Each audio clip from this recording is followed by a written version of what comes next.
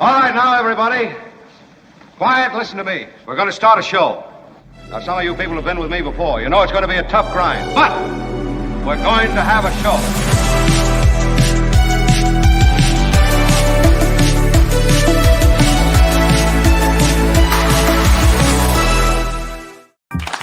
Thank you, all assembled. Thank you, thank you, thank you. And a special thank you to all of you who join us live. We are a live show on every day from 2 until 4 p.m. on the East Coast.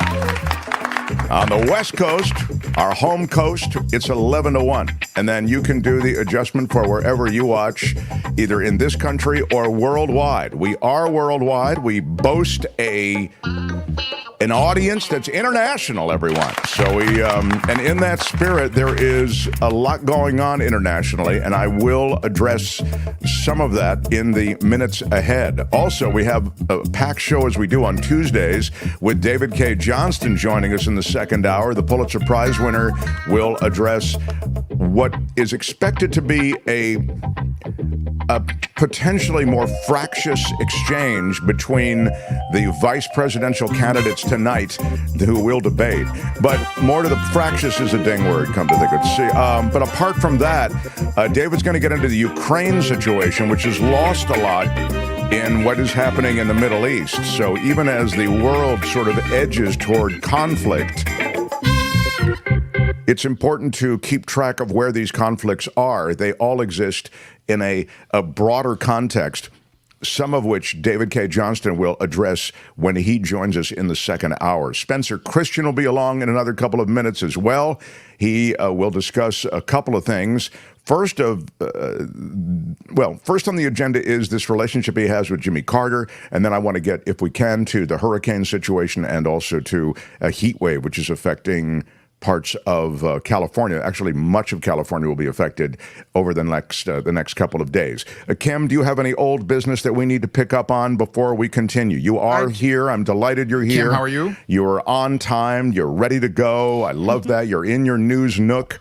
And it couldn't be newsier or nookier today, I think. There's a lot going on. Yeah. There is. It's a big day, yeah. It is, yeah. But everything good? You don't have any past grievances that you'd like to bring up again at this moment? I think I'm feeling very, very good today. I think there's no issues to address. Yeah. Okay. Tony is here as well. Thanks, Tony. Tony, everything good? Sadly, and some of you sent me emails on this, we didn't have I've received a lot of positive letters. We didn't get the videos out yesterday quite as early as they normally do, and the reason for that is Tony is in demand, and iHeartRadio wanted him to get over to KFI Radio in Los Angeles to work there.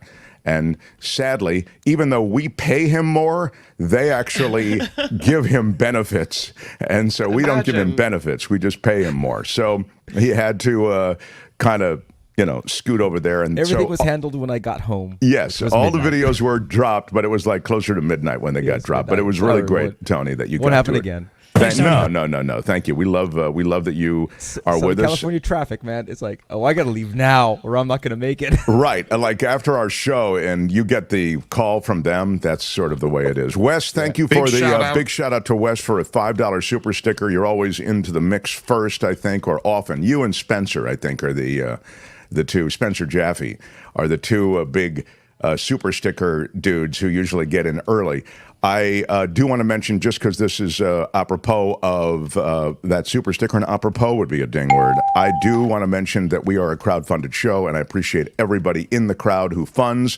I'll acknowledge a couple more in Patreon and PayPal who are really cool about jumping on board. And, of course, we make a big deal out of those who live super sticker us and super chat us. So thank you for that as well. All right. Well, with all the preliminaries out of the way, I just want to quickly spend a second. The Mark Thompson Show. I want to quickly spend a second on what's going on with ballistic missiles that are raining down on Israel, and not just anywhere in Israel. I mean, they're going toward Tel Aviv and in Tel Aviv. And the IDF there, the Israeli Defense Force, is saying that missiles were launched from Iran toward the state of Israel. And Israeli civilians were ordered to obey the air raid sirens and shelter in place. Here is what it looked like about an hour ago, at least this piece. I saw this live when CNN fed it. It might actually have happened like 2 hours ago, but in any case, this is fairly contemporary video of the missiles raining down, and you can see people sheltering there. And Tony's got the video of what it looked and sounded like in Israel. This is in Tel Aviv when these missiles were incoming. I mean, you can see. Right now, I'm counting, Dana, at least a dozen in the air at one time. This is some rising. This is a major attack. Jim Sciutto, this is obviously it's a major attack. There's no what question. You are seeing, what we are all seeing with our own eyes, is a major attack from Iran. It's a major attack, Dana, and it's an escalation. It's an escalation of this war beyond what we saw. I think potentially beyond what we saw in April, when Iran launched dozens of missiles and drones. This attack, according to U.S. intelligence, principally or perhaps entirely ballistic missiles, which are the fastest by far and the most dangerous. And now what we're seeing in addition to those intercepts is we're seeing fragments falling to the ground. It's like a deadly fireworks display over Tel Aviv. Goodness, there was an impact just to the left of us here. And you're talking about Tel Aviv, Jim. We are looking at pictures right now. We are looking at pictures of Tel Aviv, what you're describing. Oh, Jesus. Oh, God. Okay, guys, we got to get off the roof. These are coming down right next to us here. Please do, Jim. Please do. I thought one of the... down. One just about... We got to go inside. Jim, please take cover. So the fact that they are hitting with ballistic missiles inside Tel Aviv is a significant escalation to the historic back and forth that Israel has had with its already hostile neighbors. I'm speaking of Lebanon, speaking of even Gaza with Hamas and the Houthis even. But this is Iran, and it's coming from Iran. Now, this is in retaliation for the incursion into Lebanon by Israel, and also Israel taking out the top Hezbollah figure who was very close to the Iranian leaders. So when you look at Iran and you look at Iran leadership, you are left with the, I think, inescapable notion that Iran felt compelled by leadership and also just by the back and forth and the provocation, you could call it that, as Israel entered their proxy's real estate, which is southern Lebanon. That's Hezbollah, of course. They felt compelled to act, and they acted here. And I thought one of the things that was, in addition to that being incredibly dramatic, one of the things that was crucial was the nature of the attack and the fact that they sent missiles into Tel Aviv that are the fastest moving missiles probably in the Iranian arsenal. The reason that is important is it distinguishes it from the last time. You'll remember the last time Israel endured this. There was, I forget the number. I mean, it was literally hundreds of airstrikes that were falling on Israel, but the Iron Dome was taking them out, and supposedly, anyway, there was cooperation with the Americans to help take them out. This time, you had, and you had warning. So that is, the Israelis had warning. So there was a sense that we're going to attack you. It's a real attack. It's in response to an attack that you have initiated, but we're warning you. This is not that. The warning came from the U.S. The U.S. warned Israel, and we saw the reports yesterday, that there was likely going to be a missile strike from Iran. They felt it was imminent. The American intel went out late yesterday, I believe. Maybe it was early this morning in the overnight hours. But in any case, this is a much different situation, it would seem, than the one to which I've referred, where you had an Iron Dome kind of defense. Again, Israel launched this what they called limited military operation into Lebanon against Hezbollah. Hezbollah is probably the biggest Iranian proxy in the region. Now, as you know, Iran has proxies in, Hamas is an Iran-backed terrorist group, and the Houthis are an Iran-backed terrorist group, and they get funding and weaponry, etc. But Hezbollah is the more evolved and more sophisticated and clearly the most important, I'd suggest, proxy in the region. And they essentially run Lebanon. And southern Lebanon is all Hezbollah. So Israel went in, and Israel made tactical strikes on weaponry and on other areas that they felt were critical in Hezbollah's operation. And again, Israeli intelligence has identified Hezbollah leadership, and they've taken it out and taken those people out. And so Iran felt compelled to respond. Now, I have just one other thing, and that is that we fear, all of us do, the kind of spillover effect from this, that there could be a wider conflagration, right, to affect the entire region. And I think that's true. I think it's a legitimate fear, and it's one that we always have. This is a direct response from Iran. It distinguishes it from a lot of the other conflicts where Iran will act through their proxy of Hezbollah or the Houthis, etc. And by the way, that's part of a bigger conversation too, because Israel has not only pounded Gaza, but they have gone into Lebanon now to attack Hezbollah, which, as I've suggested, is maybe the most sophisticated Iranian proxy. And they've fired into Houthi armaments that and taken out some fuel supplies and some armaments that are associated with the Houthis. So you have essentially, so it's in Yemen. So you have essentially already kind of a three-front war, right? You have Lebanon, you have Gaza, you have the Houthis in Yemen. It's already feeling as though it could spill over. So now let me just spend 30 seconds on Iran. Iran, they care about all this. That's why they've done what they've done. And this continues to be of major importance, front and center, with the kind of intensity associated with this attack that certainly makes us fear that it may turn into a wider conflict. But let me say this. Iran has an interest in this not becoming a wider conflict. They also don't want a wider conflict. So on the one hand, they're compelled to respond, right? Their top guy taken out at Hezbollah, close to Iran, close to Iranian leadership, and, as I've told you, Hezbollah, the most sophisticated proxy in the region for Iran. For all those reasons, they must respond, and they did.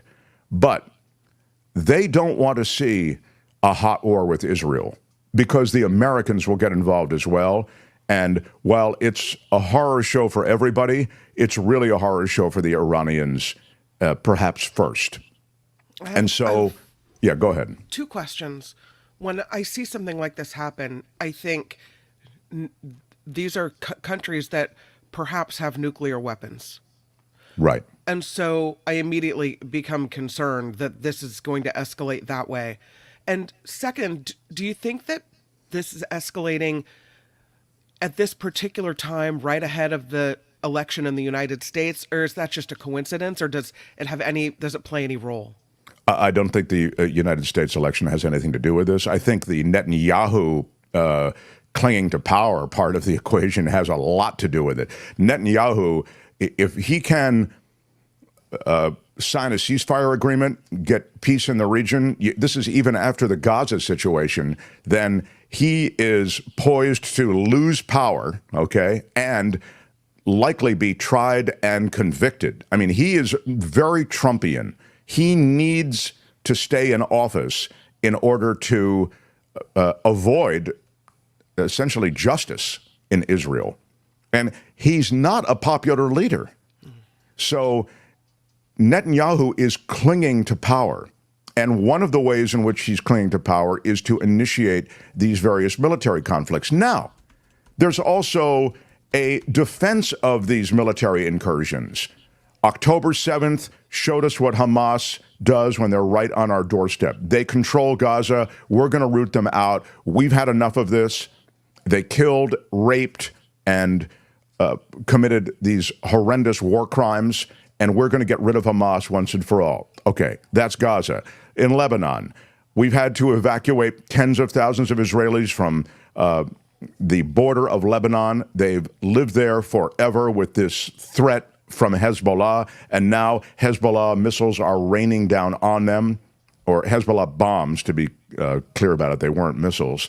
But anyway, now the argument is made in Israel, we've got to go into southern Lebanon. We've got to clear that out. So we make our area safe, that is to say, the region that borders Lebanon safe for our civilian population in Israel. And then the Houthis. The Houthis are also firing weapons into Israel. What do you do? So you begin to see how they make an argument for it in Israel, but how destabilizing it is for the region. But to your point, it can affect the American election, but it's not the American election that is figuring into this formula, I'd suggest. It's the Netanyahu clinging to power, and then it's the religious right in Israel. They are very strong and very powerful, and what a wonderful thing that another country has a religious right that creates all kinds of issues and problematic policy for their nation. It's crazy. If the entire region gangs up on Israel to attack that country, will it survive? Well, the quick answer to your question is no. I mean, although it's happened before. I mean, but that's not the way it would happen. It would happen with the Americans involved also. Right. So you would not be fighting a war with Israel. You'd be fighting a war with Israel and the Americans involved. And for that reason, Israel would survive. Yeah. But if you take the Americans out of the equation, I mean, I think it's harder and harder for some of the reasons that you've mentioned, which are associated with the kind of weaponry they now have. Right. But it's of intense concern. I'm just seeing in the chat, I haven't looked at the stock market today, but that's oftentimes an indicator of, how serious a situation it can be, because it spills over into U.S. markets. And I guess the market, you can tell me, Tony, maybe I think the market has been up and down, or Kim, you can tell me. I know you guys are trying to get Spencer Christian organized. But, that's right. That's what we're doing behind the scenes. Yeah. The Dow falls, NASDAQ drops 1% as oil spikes on escalating Middle East tensions. So that's the kind of thing that would happen in our U.S. markets in response to what is a perceived destabilization of the situation in the Middle East, right? Iran is why President Carter didn't get a second term. The Iranian hostage situation, this is Phineas's comment. The Iranian hostage situation certainly was an issue. I would suggest to you that there were other issues at play with his presidency, not the least of which was interest rates were, I think, 16.5%, 17%.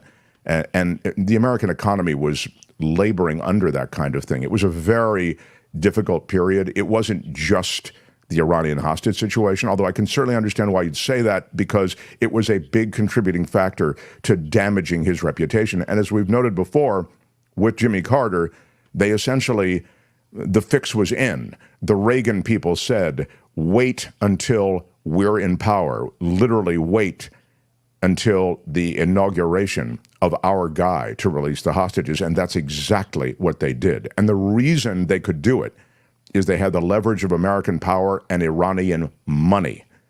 That's what they released at the time. They were holding Iranian assets at the time, and it was a big deal. And it was a tremendous bit of leverage that the incoming Reagan administration used to say, hey, wait, and we'll release all of these funds to you, all of this Iranian money. And that's what they did. And indeed, as Reagan was inaugurated, the hostages were released. Netanyahu wants Trump to become president. The two of them will really mess things up. You know, I think that there is some truth to that.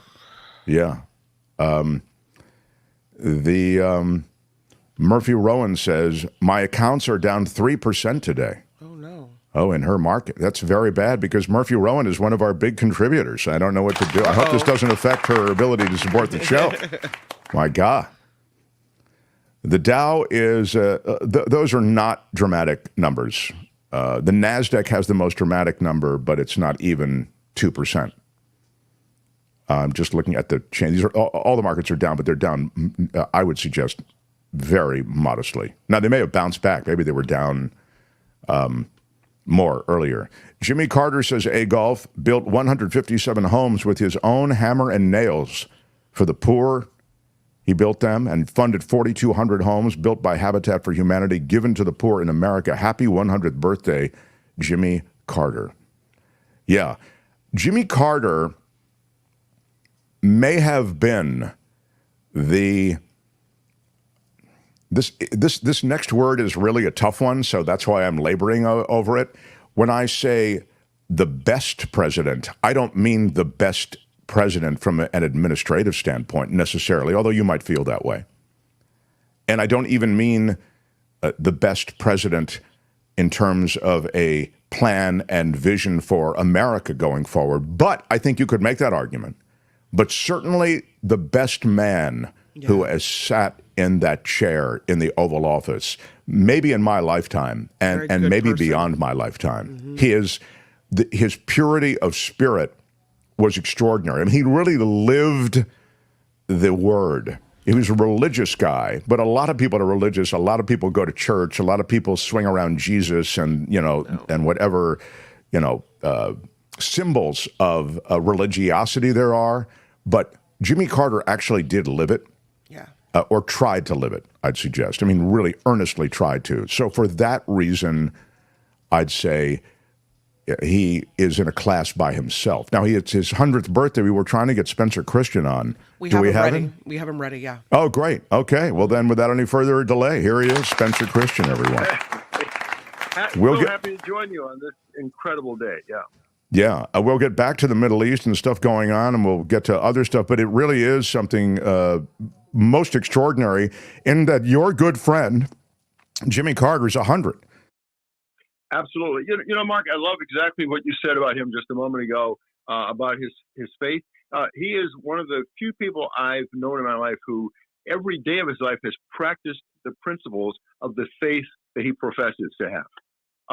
So many people call themselves godly people or Christians or whatever their faith may be, but they tend to live rather ungodly lives and vote for ungodly people. I think you know what I mean by that. But Jimmy Carter is the genuine article. He's the real thing.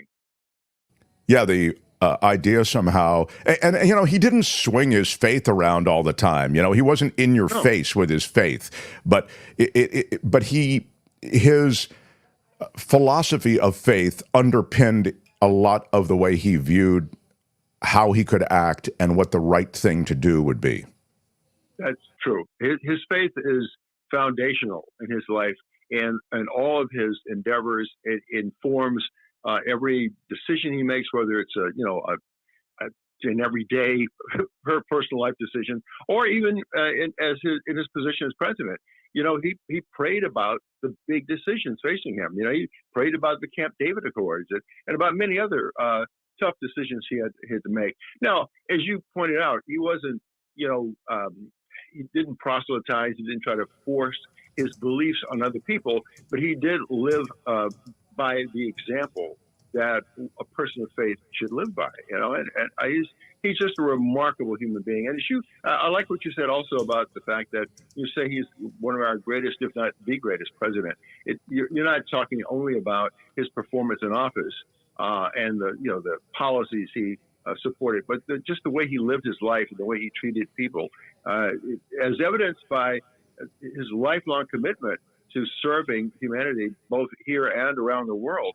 He and Rosalind, Mrs. Carter, committed their lives to serving the poor and the powerless all around the world. And they did that. They tried to do that while he was in office, and they certainly continued to do it after he left office. Yeah, it was pretty extraordinary that he just didn't go on some lecture tour and write books. He really did get out there and do the heavy lifting, quite literally. It I think, is a fact that his presidency was troubled. It was troubled in all kinds of ways, from external things that were affecting the American economies to maybe internal things. That is to say, the kind of the political infighting that gets in the way of things. But wow, he had a super agenda. The Middle East might be the front and center part of that agenda. And I would say this, he was out front on green energy, on solar energy, on energy for the future. He saw what had to happen in this country and how real leadership could take this country in a new direction into the future. Exactly. And in so many circles, he was ridiculed for his suggestion back in the late 70s that we just turn the thermostat down a little bit and, wear sweaters to save energy. Right. In terms of, the green and new world, he was at the cutting edge, but apparently most people weren't ready to hear that message then. Yeah, it's a fact that he was one of those guys. This was the ding on him. I actually thought it was a virtue of his in many ways, that he was so into all the details. Like, he knew everything. He was kind of the opposite of, well, Trump is a poser and an imposter. Trump is a fraud. He has no interest in any detail of anything, so it's really not even a fair comparison. But there are broad stroke politicians. I'd say Ronald Reagan might be like that. And Reagan, of course, succeeded Carter. Kind of a broad stroke guy, knew sort of what he wanted to do, but wasn't really involved in policy and in the minutia of policy. Carter, just the opposite, understood everything, had that kind of mind, went to school on what was going on from the earliest hours of the morning to the latest hours at night. And he put those solar panels, you're seeing it now, on the White House because that was what he saw as a kind of a compelling future for this country. Absolutely. And I believe it's true that the Reagans removed those panels, didn't they? Those solar panels, didn't they? Yeah. Jimmy Carter, as you rightly said, is a guy who was really, he studied. I mean, he wanted to be totally informed. I mean, the guy is brilliant. I mean, he's a nuclear physicist. He was a naval officer. You don't study nuclear physics if you're a lightweight. But he was a multifaceted man. I mean, here's a guy who continued teaching Sunday school at his church in Plains, Georgia, until he was about 95. He did the hard work and building homes for Habitat for Humanity, even well into his 90s, even after he was recovering from, brain cancer and all kinds of other, not disabilities, but difficulties, health difficulties. He and Rosalind traveled around the world to the poorest nations to support policies that helped to wipe out diseases that were killing young children. I could go on and on about this guy. He's the author of about 30 books. He's a Nobel Peace Prize winner. I could just go on and on about. Well, he's your good friend, which is why we wanted to have you on. I mean, it's he tapped Spencer to do his various birthdays and big events. I mean, to sort of MC them, and there it is. If Reagan hadn't undid all of Carter's policy, undone, I think is what you'd said. If Reagan hadn't undone all of Carter's policies, we probably would have had a lot less reliance on foreign oil today. There might be some truth to that. Thank you, Eric Kennedy. And there's Spencer with Rosalind and Jimmy Carter. Hey, look, I don't want to do a full varnish job on the American presidency. Carter had a lot of challenges, as you've said. He had political challenges, had external challenges. Somebody mentioned in the chat gas lines. There were massive gas lines. There were also massive interest rates at the time. It was a real challenging time. Some of that, particularly the gas lines, he really didn't have any control over. That was OPEC getting together and squeezing the U.S.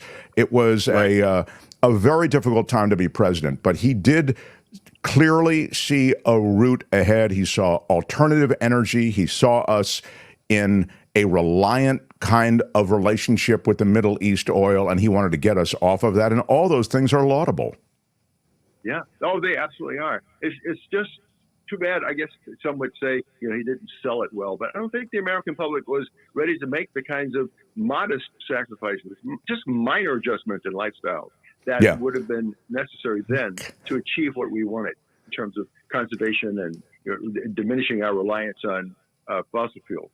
Yeah, this isn't the country for any kind of modification of lifestyle. We can't even get to meatless Mondays in this country. I mean, it's like, how dare you take my oil from me? The thing I want to ask you about is his last few years, because he's defied even the hospice program. I mean, we've been hearing about sort of his imminent passing for quite some time. You actually are in touch with him and his people. What is his state of health over the last few years? I mean, as I say, he's defied all expectations. Yeah. So the last time I saw him, Mark, in person was at his 95th birthday celebration, which I had the great honor of emceeing. That was in 2019. It was back in October 2019. But I have been in touch with people close to him in the last couple of years. And once it was announced publicly that he was in hospice care, I think he basically stopped, appearing in public, except at Mrs. Carter's funeral. So I haven't been directly in touch with him for several years now, but the word I get from the people close to him who are involved in, all of my dealings with the Carters for their various birthday celebrations is that his mind is sharp. He, as you probably know, he has told his son and his friends that I think that he wants to live long enough to vote for Kamala, but he's not taking any visitors, not making any public appearances, and he is in a very weakened physical condition, whatever that means. Sure. Well, what a terrific guy he is, and I mean that in the entire sort of global sense, meaning the complete man, quite extraordinary. And what a terrific bonus for you to have been in touch with him all these decades and been called upon to interact with him and MC his things. And I just think it really, yet another way in which your life through Good Morning America, wasn't it? Wasn't that the thing that brought you guys together? Yeah. Through Good Morning America. That's exactly right. I was on an assignment during the 1988 Democratic Convention to meet and interview President Carter on the grounds of the Carter Presidential Library. That's when we first met face to face, and I had numerous interviews with him after that, and worked with the Carters a couple of times in Habitat for Humanity, and did remote broadcasts for GMA from those locations. But that's when it all began with our face to face contact. But 8 years before I met President Carter, I had met and interviewed his brother Billy. Remember Billy? Of course, yeah. What a character! Yeah.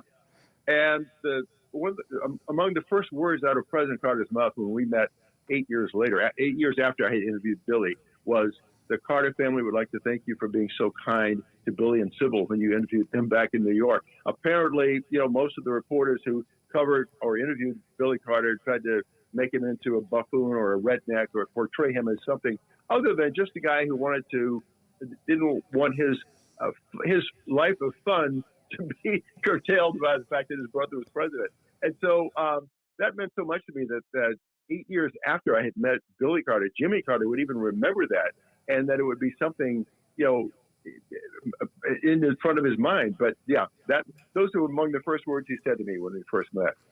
Just wild. So listen, tonight, I want to tell everybody at 7:00, and this is in the middle of, and you're competing with the vice presidential debate, Yeah. But you're hosting a Jimmy Carter special in honor of Carter's 100th birthday. It'll be on Marin TV.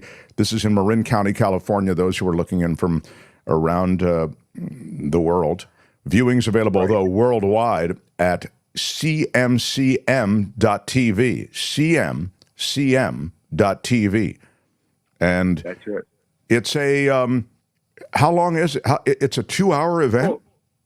2-hour event, right? It'll feature entertainers and people who have been a part of Jimmy Carter's life or who were just huge fans of his, and some fairly well-known local entertainers. Narda Oh gosh. Narda Michael Walden, of course. Yeah. Yes. Composer, musician, worked with some of the biggest names in the industry. Will be there, and there'll be people, other people a few local political figures who've had contact with President Carter, and we'll talk about their relationships with him, or the things about him and his life that they want to honor, and recognize. It's a 2-hour broadcast. My co-host will be Barbara McVeigh, who lives in Marin County. She's an author and a filmmaker, and she's been a huge fan of Jimmy Carter's for decades. And she organized this thing called the Carter Jamboree, which one year we called the Jimboree, the Jimmy Carter Jamboree. Every year on his birthday for at least 10 years now, Barbara has been organizing these celebrations of his life. So she'll be my co-host tonight on the program. That's going to be great. Again, those of you in Marin County, California, it's Comcast Channel 26, and UVerse is Channel 99, etc. marintv.org/26. But again, if you're looking in and you're curious and you want an alternative to the Walz Vance debate, it is cmcm.tv. Across the world, it'll be seen through cmcm.tv. Hey, Spencer, thank you. Glad we could reflect on he was really a great man, and I think I'm so impressed that he picked you out. There he is with Joe Biden in the Oval. I'm so impressed that he picked you out of that GMA lineup. He could have gone with Charlie Gibson or any one of those other people, but he didn't. He went with Spencer Christian. Yeah, there you guys are. I feel honored and humbled. I really do. Honored and humbled. Good stuff. All right, Spencer, we'll talk soon. Thanks Be well, my friend. Okay, Spencer Christian, everybody. Love it. Love it. The Mark Thompson Show. We are falling behind, and I blame... Let's see, who can I blame for that? I blame you. Yeah, I think it's my fault. That's right. Exactly. Thank you. I'll own it. Okay. The longest living ex-president, happy 100th Jimmy, says Iman Kelly. Exactly. Hey, there's a major strike going down. Thank you, Cynthia Jeffrey, for a super sticker for $5. Oh, and I also noticed Buck saying for $5. I'm really divided on this because on the one hand, I thank Buck for contributing to the show. Big shout out. But then he goes with this. Oh, no, Mark's going to start whining about losing the GMA gig to Spencer Christian. I mean, I'm not on his 100th birthday when we're talking about this man, this celebratory day. I'm going to bring that up. But it is true, it crossed my mind more than once that it could have been me emceeing all those Jimmy Carter things.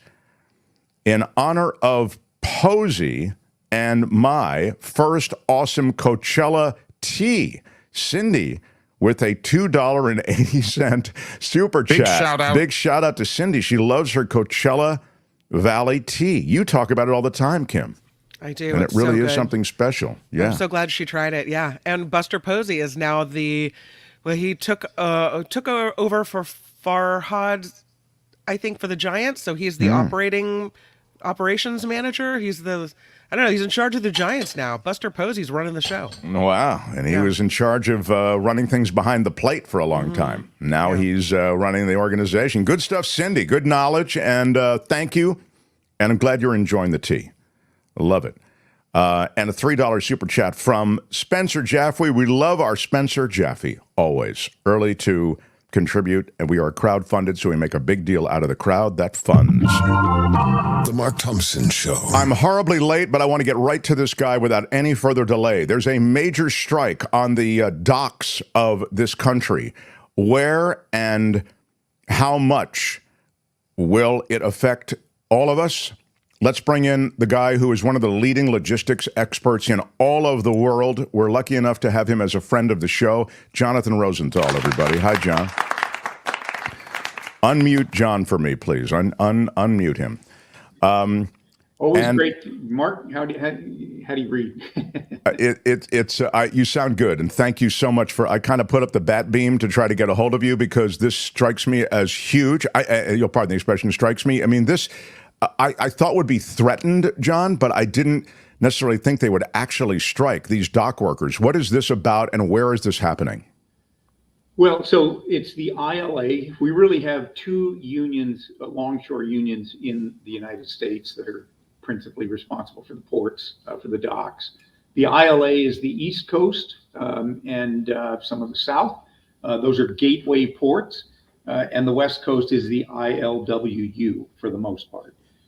So between those two unions, they pretty much control port access. So the ILWU, I think 18 months ago, signed a 3-year contract, and they had a substantial increase. I think it was 35%, something like that. So substantial increase in their pay and in their benefits. I think it's now the ILA's the contract is up, and they're negotiating that deal. I think this was anticipated. So people, that were shipping to the U.S. imports anticipated this, and they rerouted to other ports like the West Coast. It should not impact the West Coast, other than to say that you've got additional capacity or additional demand here on the West Coast. But that's a long schlep, right? If you're Well, it's interesting that you're saying this, though, because all I saw last night is, oh my God, this is going to cost the American economy blank billions of dollars, and this is going to, the hysteria around it seems substantial. Well, look, supply chain, the costs associated with supply chain are very expensive. The pandemic was a great example of how fragile our systems are, and how massive disruption occurs when relatively minor things happen. Although the pandemic wasn't massive earthquake basically, but the estimates are that of the 8% inflation, about 200 basis points, 2 points of that 8% were due to supply chain issues. So that's a huge number. So yes, it means a lot. The strike that's going on, they're trying to get higher wages. I guess there's nothing wrong with that. That's what unions try to do. They try to support their workers. But I actually think that this is a much deeper battle. This is a battle that has gone on for centuries in many areas between technology and labor. When you begin to introduce advanced technologies, then there is a consequence. And that the guy that invented a tractor pissed off a lot of guys with shovels. That's just the way it is. Would we go back and say the tractor was a bad idea? Well, no, it wasn't a bad idea, but it certainly disrupted a whole bunch of guys with shovels. So I think that's exactly what's going on here. There is very advanced technology that we have not adopted in the United States. It involves the automation of terminals. It also involves information systems. That's what we really lack here in, I sent you some stuff this morning, Mark, just so you didn't think I was completely full of shit. I sent you some backup evidence. Our U.S. ports are some of the worst, lowest productive ports in the world, in part because we tend to eschew technology. But this is the point, and this is where the shoe pinches. You're saying we tend to not integrate that technology because of the demands of labor? Well, I think it's a number of things. There's certainly cost to technology, but I think the biggest impediment to promulgating technology at the ports, certainly the automation of the ports, which we have the technology to do. Much of that technology, I thought it's already, a lot of the ports are automated already. I see nothing but machines. Yeah, go ahead. Around the world. We have 12 ports in Los Angeles, 12 terminals in Los Angeles. I think 2 are fully automated. If you go to a place like Rotterdam is almost all automated. So look, there's a consequence to that. And I don't blame the union and the workers for the disruption that's occurring to their lifestyle. That's perfectly natural. And it always happens. As I say, the guy with the shovel is pretty pissed off when the tractor was invented. So, but the point here is that if you look historically, you cannot stop technology. You can slow it down, but you cannot stop technology. So the automation of the ports will occur over time. It's being resisted primarily by labor. But there's also something that is, I think, even bigger, which is not a labor issue so much as just a lack of foresightedness on our part in the U.S., which are information systems. So relative to supply chain, we have some of the least advanced technology being deployed for information. I mean, look, the first question you ask in logistics, where's my ship, right? Like, where's my stuff? That's what you ask. Okay, we don't really have an ability to give you a good answer. What you really want to know is not just where my stuff is, when's it going to get here? And now don't confuse this with something like FedEx, where you can get that kind of information, because they have embedded information systems, but we do not have those systems across the entire supply chain network. Those are siloed in places like Amazon and UPS and FedEx. They have pretty good. You've made this point, I think, in prior conversations, that we really lag in that technology, and I don't know if that's resistance or if that's cost or whatever, but now we see these inflection moments with organized labor, and I'm wondering if you feel as though this is going to be a long strike, and if it's resolved in a short time or in a long time, what will the resolution involve? And will it be a concession to some of these technologies to which you referred, or is it just going to be about money? Well, no, it's not just about money. That's certainly a big issue. I'm told that it's going to be long and painful in terms of the strike, but you actually never really know. The one thing we don't learn from history is that we don't learn from history. And so if you look back at, I think the information side of this, and automation is part of it, is going to be enormously disruptive. It's going to be as disruptive as the introduction of the container. In 1963, we introduced something called a container. That reduced your labor cost and your transportation cost by 80%. That was the catalyst for globalization. All of a sudden, you could get labor in China, you could get raw materials in Africa, because your transportation costs went down so much. Now, what did they do? You reduce labor by 80%. You can imagine that the guys on the docks were pretty pissed off. Like, where's my job, right? So what they ended up doing, after lots and lots of headaches and lots of dissent, is that they agreed, the terminal operators and the shippers agreed to pay the workers to go home through retirement. So they said to you, Mark, you're a 40-year-old guy, and we know you got a good job. We're going to eliminate your job, but we're going to pay you through retirement. Just go home. You'll get all your money, but we're not going to replace your job. Now, that might be kind of the solution here that ultimately gets deployed. I don't know. It's a buyout, essentially, is what you're talking about. It's a buyout, exactly. Right. It's a buyout, and that could happen. But I do not believe that you can stop the deployment of technology. And the truth is that we can significantly decrease not only the cost of shipping, which obviously gets embedded in the cost that you pay as a consumer, right? Part of the shipping cost has to get paid by the consumer. So it's partly that. It will reduce the cost. Better information will reduce the cost, but it also reduces other things. I mean, we own a few trucking companies, and our trucks wait in line at the terminals for 2 to 3 hours waiting to get in. Why? Because the information systems are terrible. And the supply chain has many touch points, right? So a container moving from Shanghai to Ohio is estimated to be touched 24 times by 24 different software operating systems.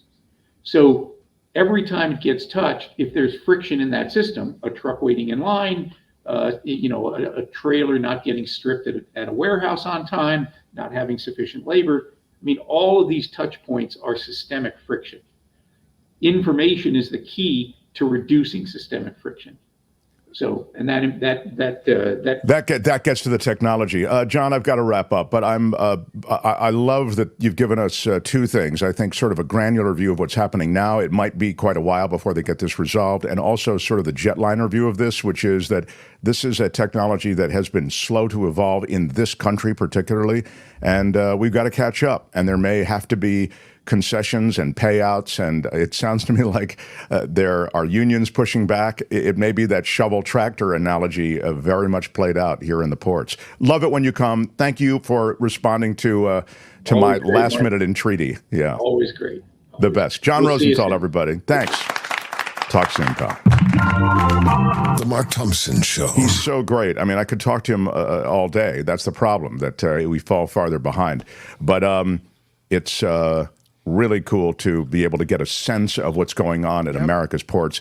And it's astounding that, once again, wealthiest nation in the world, we have the worst ports in the world. I mean, among them. We're in the bottom 10, you know.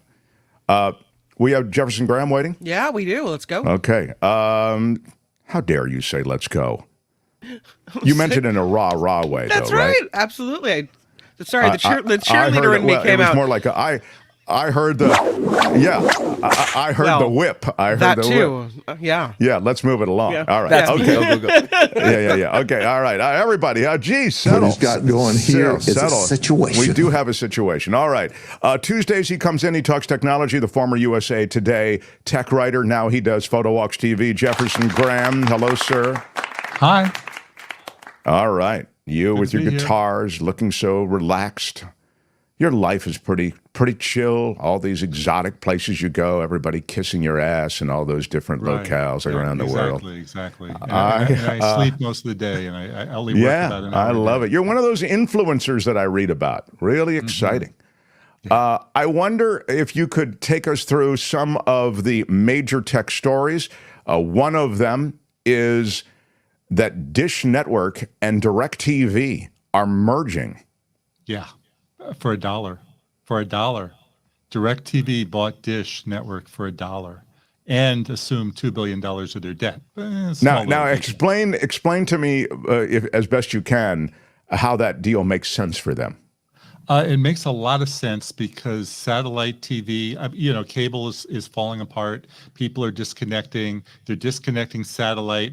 But there are still plenty of people out in the rural areas that can only get programming from a satellite dish. So by the two of them combining, you're going to hear fewer of those programming disputes between the programmers and the satellite companies that want them to pay more money. I think that there'll be a stronger entity as one. I'm not into mergers. I think that the consumer always is screwed. I think in this case, it made sense for the satellite companies to go together. But I will say that where the consumer is going to feel this, Dish Network has the lowest rates. Okay. And Dish Network has a streaming alternative called Sling TV. That if you don't want to have cable but you want to get CNN and MSNBC and some sports and Bravo or whatever, some of the other channels, you go to Sling TV, $40 a month. Well, I know one guy who gets YouTube TV. His name is Mark. You start at $80, right? Yeah, $80 a month. Sure. Right. And that's fine. People love YouTube TV. I'm just saying that Sling TV is half of the price of YouTube TV and Hulu with live TV, and that's not going to last very long. So it's interesting that one of the virtues. First of all, I find YouTube TV can be buggy. That was one thing I would say, because everybody talks about YouTube TV like it's, the Shangri-La of streaming, but it can be buggy. I'm unclear as to where I mean, Sling TV started, one of the great things about it was you could watch whatever you wanted from wherever you were. Wasn't that one of the That was a different device. I mean, okay. you can watch Sling TV from anywhere you want as long as you have a phone, tablet, or computer. Okay, TV, so they're right? all in that sense they're all playing the same, right? Because that's what YouTube's TV thing was. Yeah, YouTube TV has more channels and more sports packages. I see. Okay. Yes. What is it? YouTube TV is $80 a month. Yeah, I think it is. It might even be more than that when you add some of those things that Jefferson's talking about, those sports packages. So net winner for the consumer is your point, says Jefferson Graham, on the Dish Network DirecTV merger. Well, net winner now. Once Right.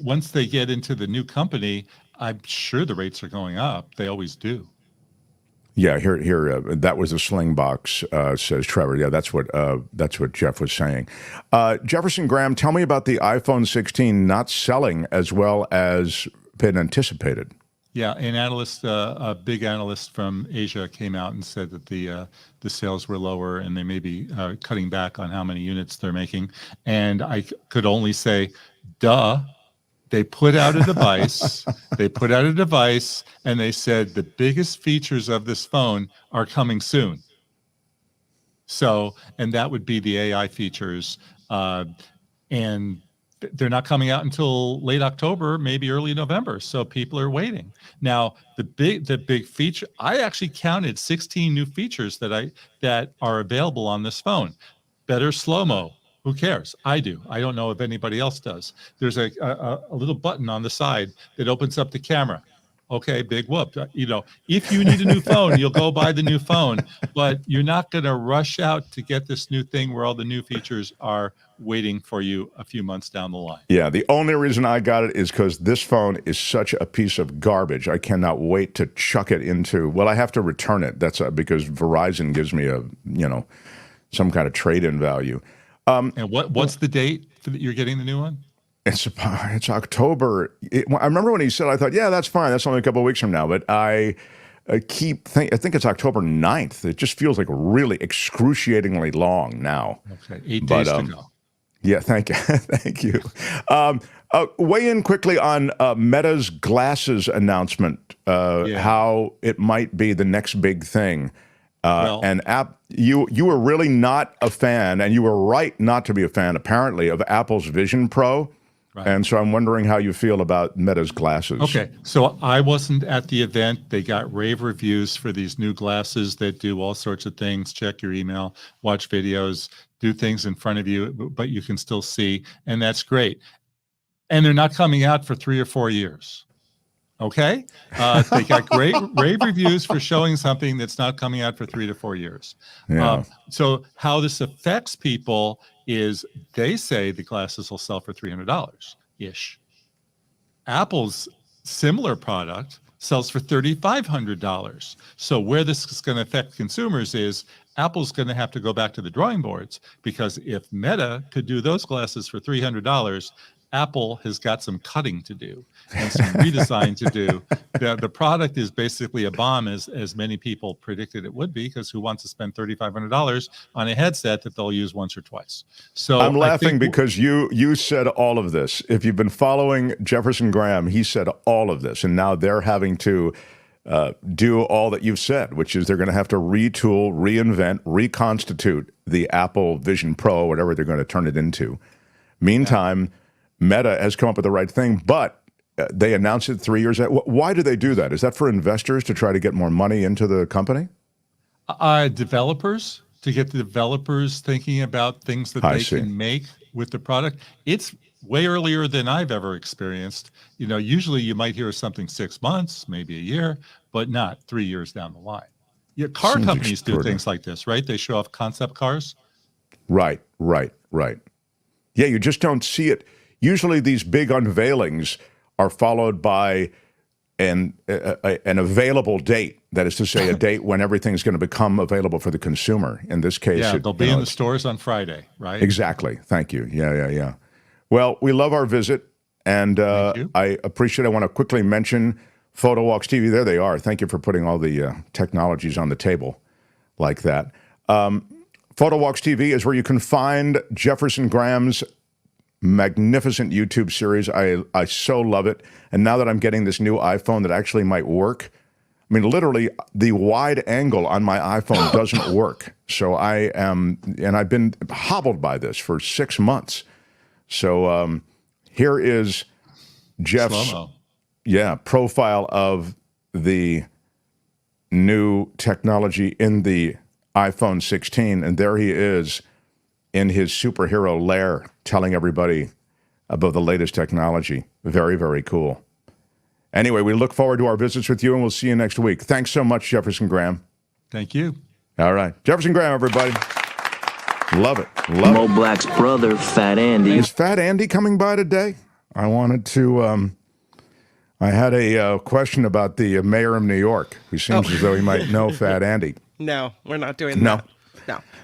All right. But I The Mark Thompson Show. Yes. I do have a Pulitzer Prize winning author and investigative journalist standing by, and I Oh, feel he's like here? That's maybe great. that's that trumps the Fat Andy situation. Better than Fat Andy, right? Yeah. Smash the like button like a boss if you haven't Smash already. it It with your costs you iron nothing, and in rod. the world of YouTube, it helps us in the algorithm and all this stuff that I barely understand. Do put it together for a guy who is an investigative journalist, a Pulitzer Prize winner, the co-founder of DCReport.org, multiple best-selling author, and now professor at RIT. How about it for the great David Cay Johnston, everybody? Wow. You are building out your resume like Kamala Harris built it out with that McDonald's reference. I love how Donald Trump talks about she has that on her resume, working at McDonald's, as though anyone would add that to anyone's resume. I mean, it's just absurd. He really is. He's becoming increasingly unhinged. Yes, well, she doesn't have any records to prove she worked at McDonald's, but Donald doesn't have any to prove he delivered newspapers either. Right. No, one was clearly born with the silver spoon, and the other not. Well, especially if when it rains, Daddy's chauffeur drives you around in the Cadillac limousine to deliver your newspapers, which is what Tom's father allowed. I mean, it's something out of The Simpsons. Like, if Montgomery Burns had a child, that he would, please take him around to the various houses he has to deliver the paper. So we'll circle back to J.D. Vance, who will be on this debate stage tonight opposite Tim Walz.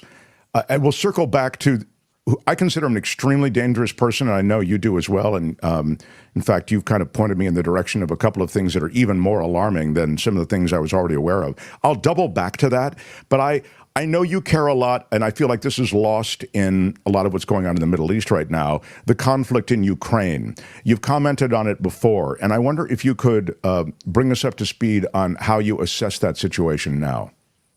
Well, the Ukrainians are still very much the underdogs here. They've been able to hang on because they're fighting for their homeland and their freedom. But the Russian government budget was just put out, and it shows that Vladimir Putin intends to spend more than 41% of the budget on military matters. Now, the budget broadly defines military just as we do. That would include intelligence, security, and prosecuting the war. To give you an idea of how much of a strain that would be on the one-note Russian economy, which is it's just an oil and gas economy. And we have, of course, heavy sanctions forcing them to sell a lot of oil at well below market prices through devious means. During World War II, the peak year of our spending was 1944, and it was about 40% of our economy. We had severe rationing. There were sugar rations and food rations and gasoline and rubber rations, and all sorts of things had to shut down to feed the war machine. So Putin is really putting the squeeze to his people as his economy is deeply squeezed. The Russians have scored one big victory recently. A missile strike took out apparently 4 of the F-16 fighters Zelensky has sought from the beginning. Those planes cost more than $60 million each. Apparently, the Ukrainians only have 4 of them left. They have proven to be tremendously effective. And on the Russian side, the Russians have a plane that's like our AWACS. AWACS are those Boeing jets you see with the huge dome atop them. Looks like a flying saucer. They're surveillance planes with very sophisticated radar and other telecommunications. And the Russians called their plane the A-50. They apparently are down to 6 of them. There's an image, yes. 6 of them, one of which we think is in Syria. And they've had to pull them back so that instead of being able to fly over the Azov Sea and get right up on the edge of Ukraine, they've had to pull them way back. The Ukrainians have proved very effective at something the German army taught them called shoot and scoot. in the middle of the night or over several nights, you set up a missile launcher. You wait for the Russians to bring a plane like the A350 into your range. You take that plane out, and then you, as fast as you can, dismantle the launcher you built and get out of there before you're hit by a missile. So, the Ukrainian military tactics and strategy are going to be studied in war colleges as long as human beings have war, which I hope is not forever, but certainly will exist through your and my lifetimes.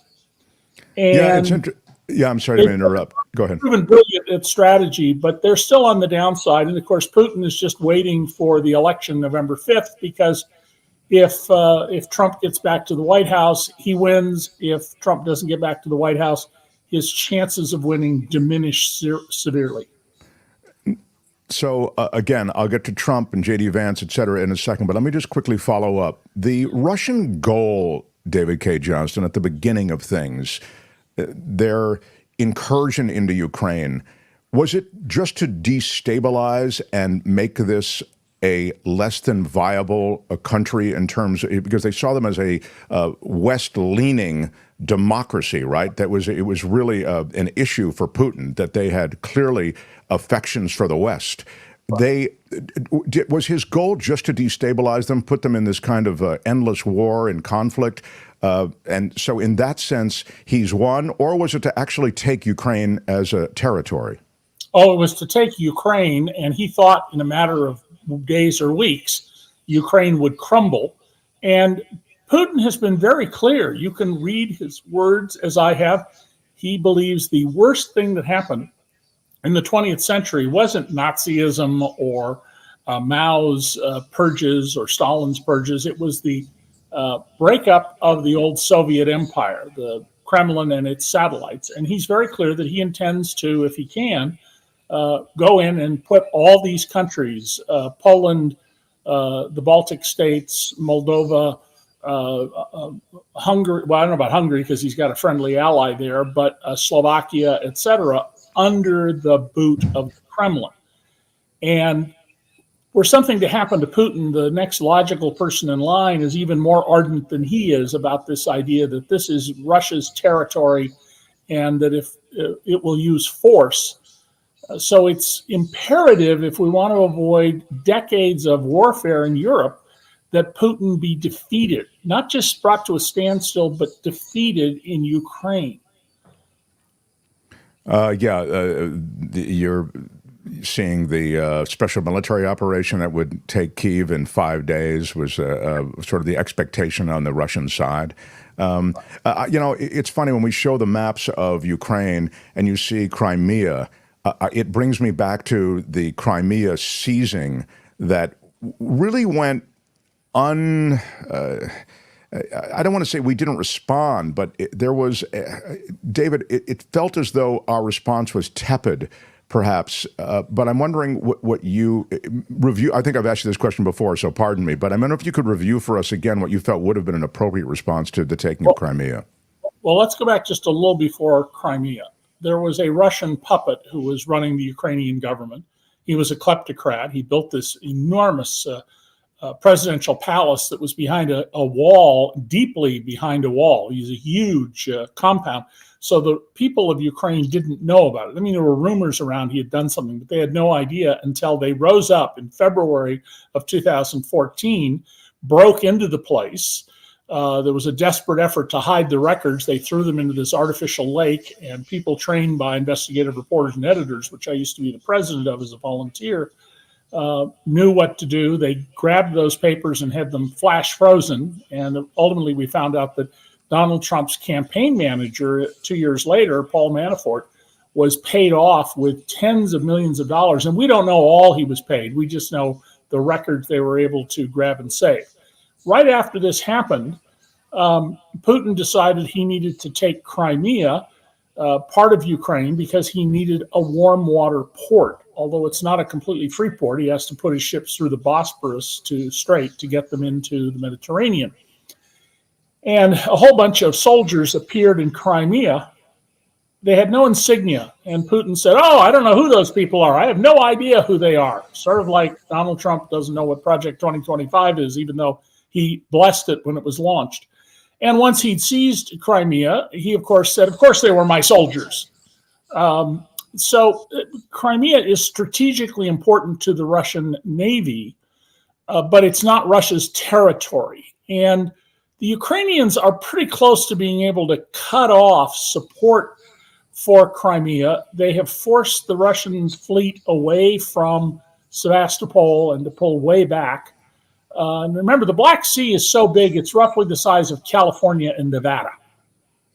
I mean, it is enormous. It's much, much bigger than the Great Lakes, where I live. And so there's no legitimate Russian claim to this. But Ukraine has about a quarter of the population, less than a quarter of the population of Russia. And so the Ukrainians are very much on the defensive here. And they've invaded now a significant portion of Russia, and Putin has not gone to go after them for doing so, which tells you a lot about his disregard for the Russian people and his lust to expand his power into other states. Obviously, I think quite clearly on the theory that we'll get back our Russian territory later. I see. Yeah, it's the long game. Right. And so I come back to it, though, David. Should we have acted in some kind of stronger way when that Crimea takeover happened? I apologize. I loved it. I just learned a lot. I just learned a lot, so I'm good with it. I think Obama made a very serious mistake by not being much tougher at the time. What others have written about who cover Washington from up close, whereas I covered from afar, is that Congress would not support him. He had complete opposition from the Republican Party and tepid support from Democrats, some of whom were against any action to protect Crimea. And in many ways, Obama was didn't have a particularly strong mandate. I mean, he got, thanks to Nancy Pelosi, his big legislation through, the Affordable Care Act. But he wasn't able to accomplish a lot of other things because he was in a relatively weak position. The other NATO countries, I think, should have taken a much tougher stance on this. What you don't want to do is have NATO troops in a shooting war with the Russians. That's a prescription for disaster. The Ukrainians are going to have to do this themselves. We can give them weaponry. And one important thing you're hearing in the debate all the time is we're giving billions of dollars to Zelensky. Well, we're not giving Zelensky hardly any cash at all. You could argue that, in fact, what we're doing is creating jobs in America.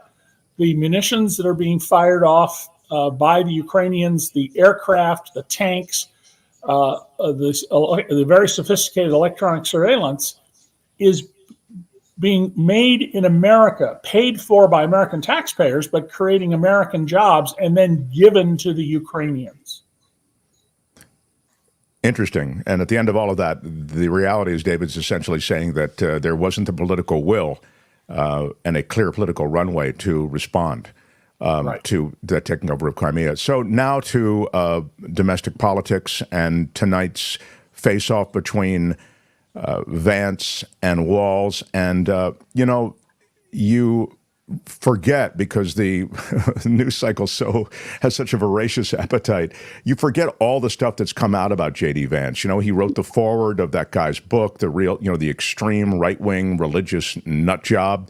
He wrote his foreword. He's endorsed all of these extremely fascistic kinds of notions about government and about essentially purging government of all these federal employees, of dismantling a lot of these government agencies. This very much speaks to the essence of who he is, but we forget it.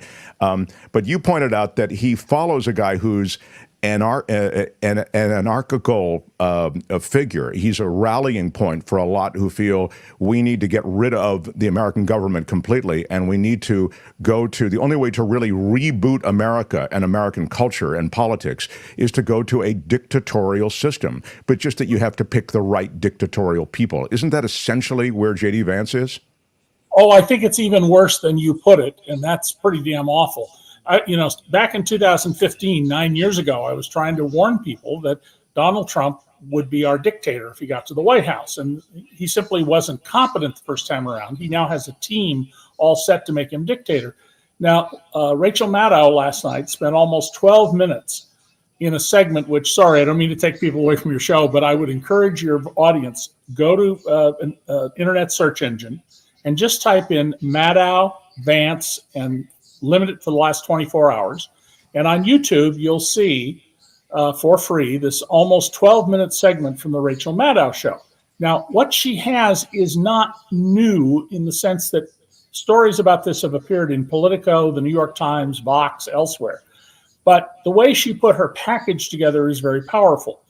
Vance is the follower, in a philosophical sense, of a fellow who says that we should fire every single federal government employee.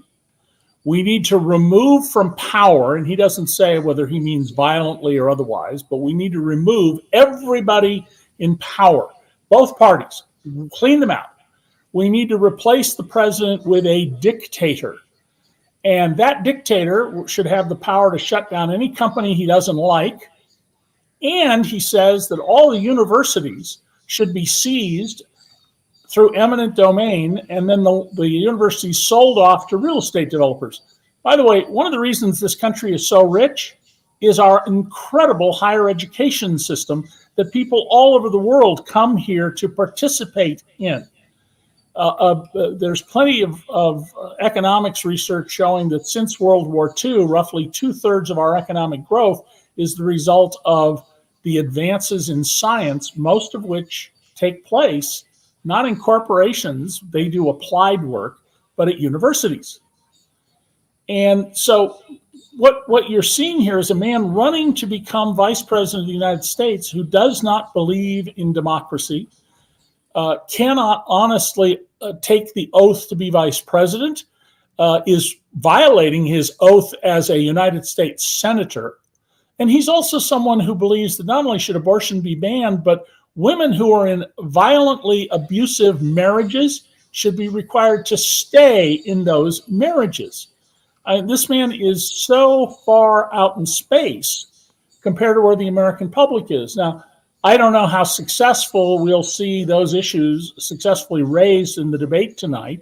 Vance, after all, is a lawyer, and his style and that of Governor Tim Walz are very different. But I certainly hope this issue of Vance is an anarchist at heart.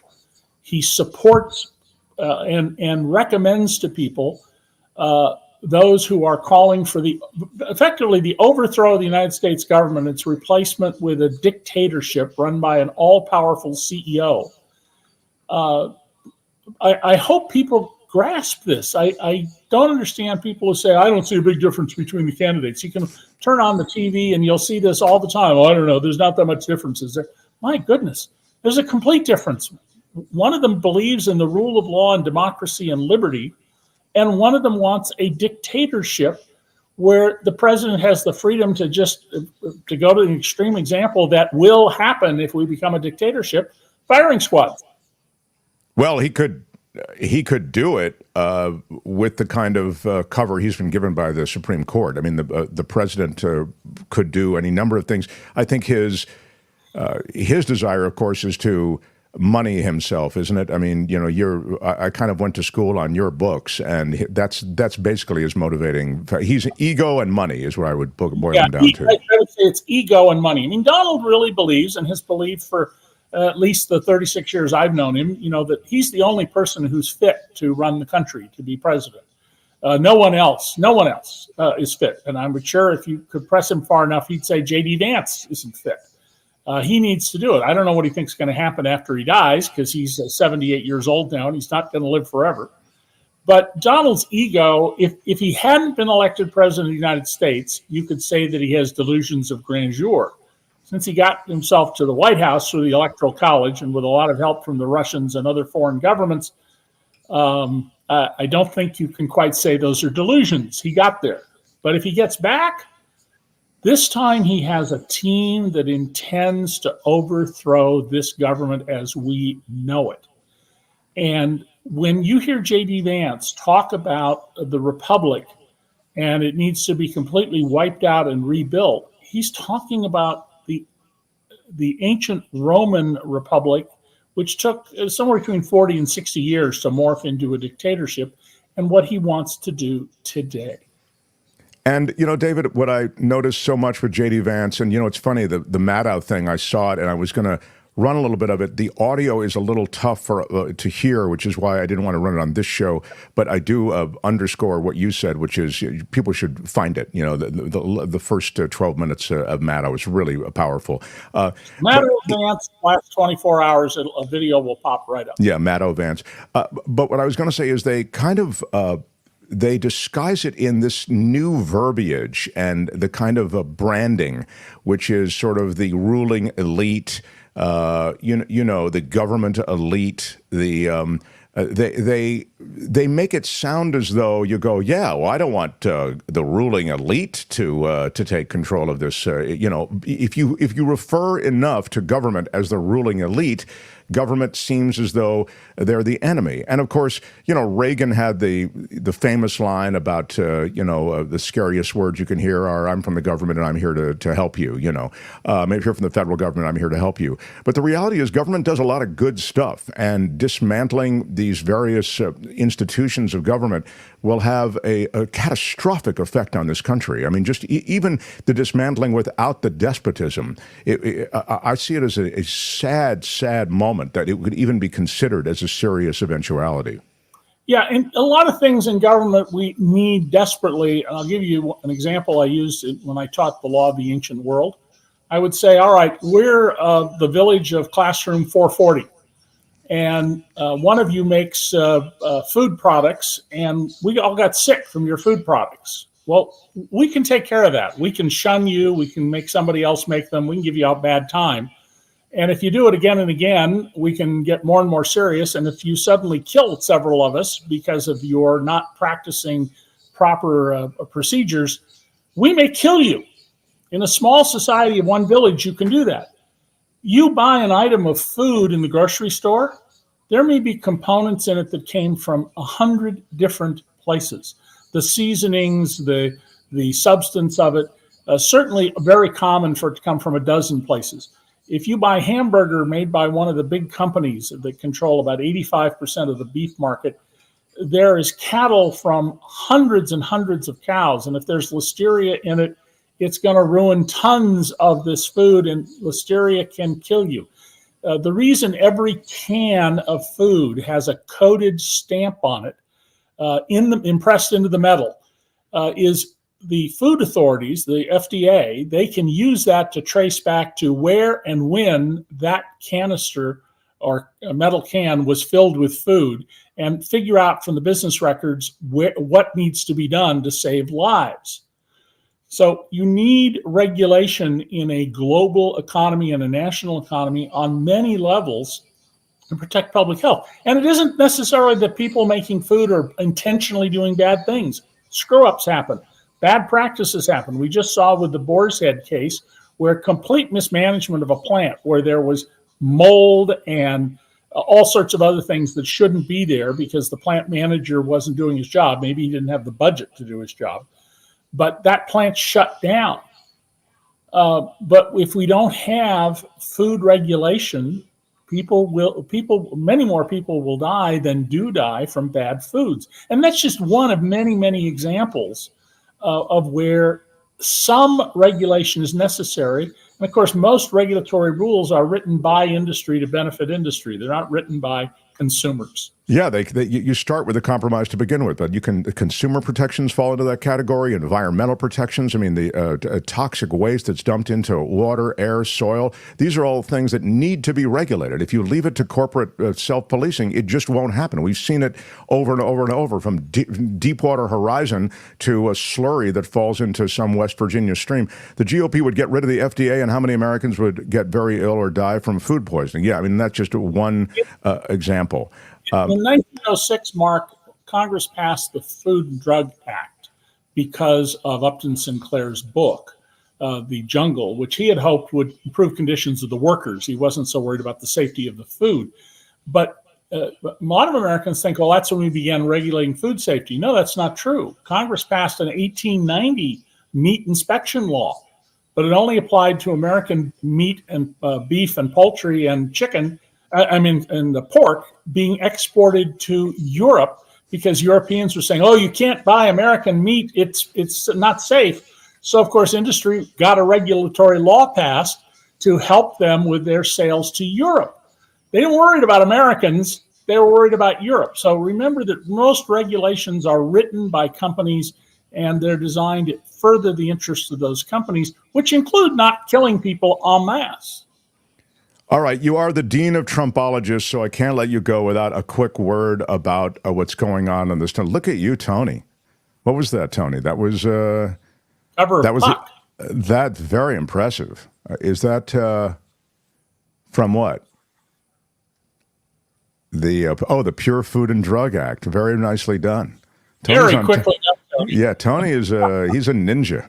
Now I need you to ninja something else for David Cay Johnston, if you would, and that is the Trump statements. Give me the McDonald's first, and then I want to play him the mashup, and then I'll let him go. But I just really can't have you here without asking you about the increasing, it would seem almost desperation that Trump is displaying as he makes things up. By the way, and then I'll play this, he's got it rallied, but I'll just want to mention in the context of today, which is the hurricane damage, he's completely invented the idea that Joe Biden never called the governor of Georgia, never called the governor of North Carolina, I think he actually said. And he said, but they've made no effort to get in touch. I can't understand. It's reprehensible. There's never been anything like it. How terrible, et cetera.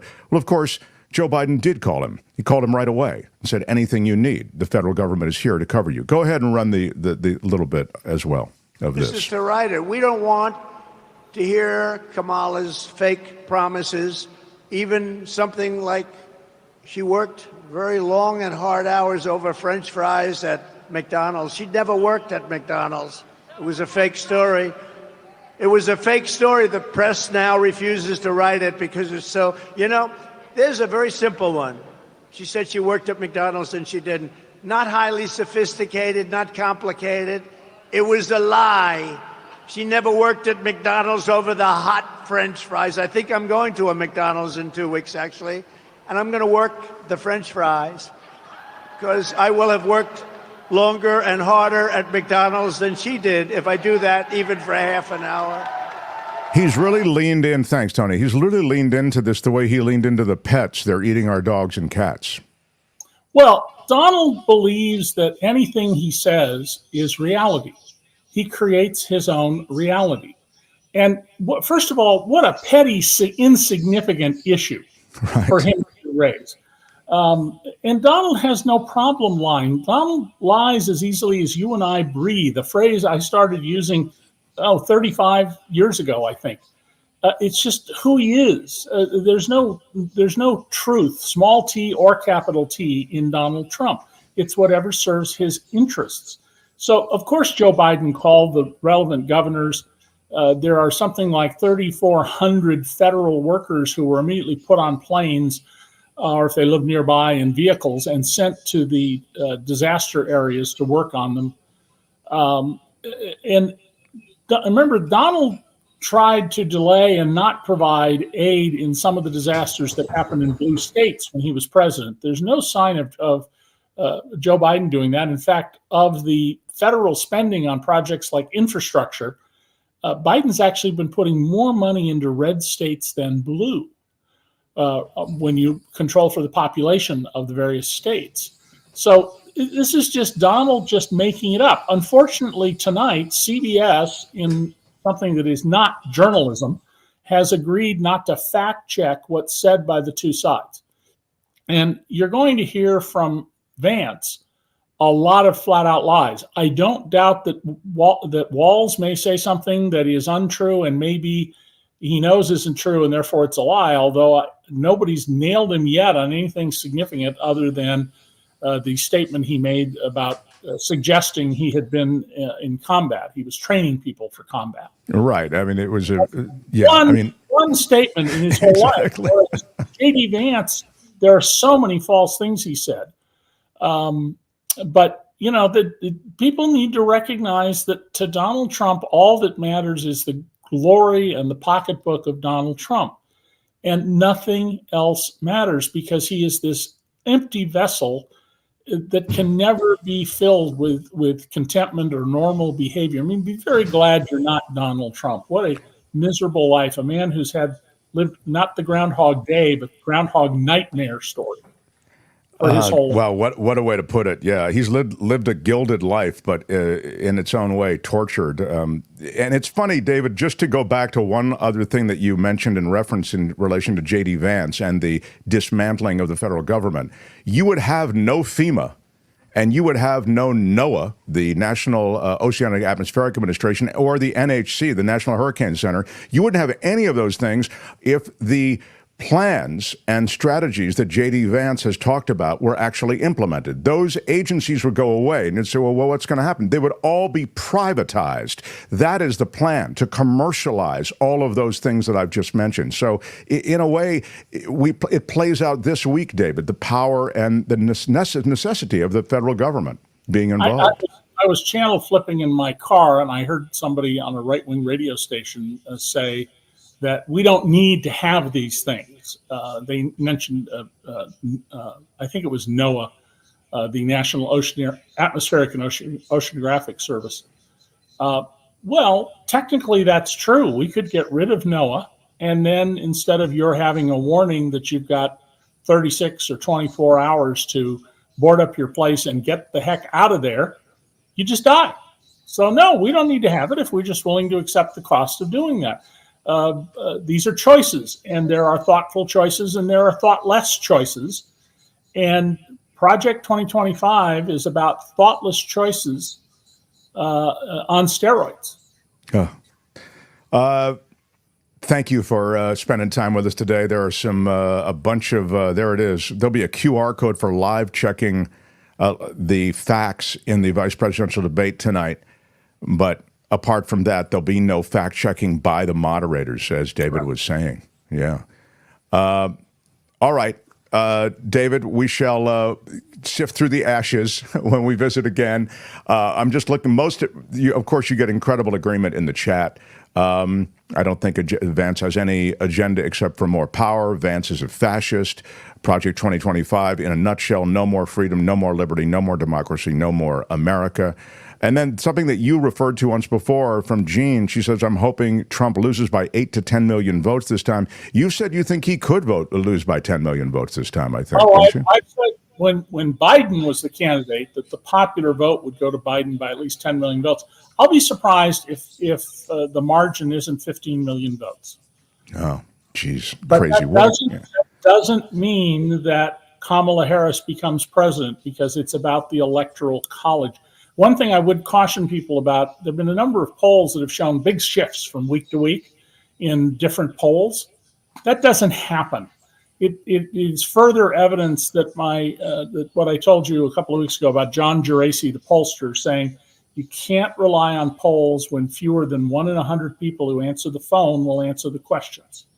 No matter how carefully the weighting is done, so you have the right number of white males over the age of 50 and black married women below the age of 40, things like that. When only 1 in 100 or 1 in even 200 people are answering the questions, there's some self-selection process going on that isn't a random sample, and I think that's why you're seeing this volatility that shouldn't be there in the polls. The issue, what is it, 5 weeks from today? Right. The issue is, do the Democrats get the vote out, or do the Republicans get the vote out in those states? Because that's what the election is about. Who gets the vote out in 7 states? Yeah, and as you say, it comes down to so few people that, a handful of people can throw 2 things. They can throw a poll, and they can also throw an election, one way or the other. One other thing, Mark, I was on the air earlier today overseas. I do a fair amount of overseas TV these days. And there was a Trump surrogate on, and I brought up the idea that Vance has advanced along with his philosophy advisor that we should seize all the universities and shut them down because they're what's corrupt and wrong with America. And the representative for Vance said, oh, that would be wonderful. I'm looking at all that real estate in Columbia University in Manhattan, the money to be made off seizing that university's land. I mean, this is the kind of mentality of people who have no thought about society, freedom, liberty. It's all about me and my pocketbook. And by the way, the rich would be worse off if you do this. Oh, because you're saying the system would be over on its side, the markets would be and roiling. Yeah, I mean, Yeah, it would be, we're creating new products. We're putting forth new scholars in every field imaginable, advancing knowledge. None of that would be happening. We would become a poor country. Oh, closing the universities, I see. Yeah, that's absurd. It's utter absurdity, but it's plus it's a moneymaker, and you'd end up with, because those moneyed interests would make it clear, hey, you're not going to touch this system. This is our system, and but they'd get their hand in it one way or the other. It's scary. I mean, Project 2025 is truly scary. I don't know to what extent they could actually execute, but if they actually take over Washington, as you suggested, they're ready to go. They're poised to move, unlike the last time.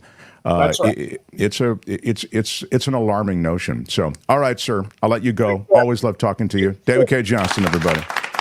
Right on. The Mark Thompson Show. Where are we? Kim, I ask you. You follow the show more closely than I do. Where are we?